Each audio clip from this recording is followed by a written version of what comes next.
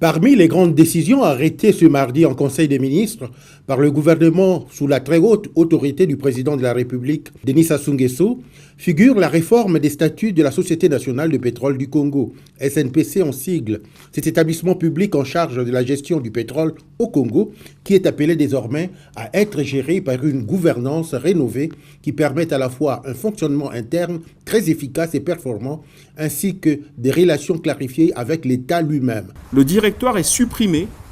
au profit d'une direction générale assistée d'un secrétaire général et de directeurs en charge des activités amont, aval et finance-comptabilité. De même, et pour assurer une unicité de commandement,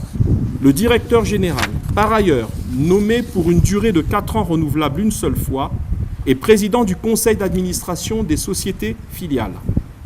Par ailleurs, le Conseil des ministres a adopté les statuts de l'Agence congolaise pour la création des entreprises. Le gouvernement a décidé également de la réforme du Conseil supérieur de la magistrature. Une réforme qui répond à un objectif profond, celui de redonner à la justice congolaise sa vocation première à rendre des décisions équitables, incontestables, susceptibles de donner confiance aux citoyens ainsi qu'aux acteurs économiques et sociaux. Et parmi les modifications et innovations, on peut noter la création d'un statut d'observateur, cadre, membre du cabinet du président de la République, qui assurera le suivi pour le compte de celui-ci de l'activité du Conseil supérieur de la magistrature, et ce, en conformité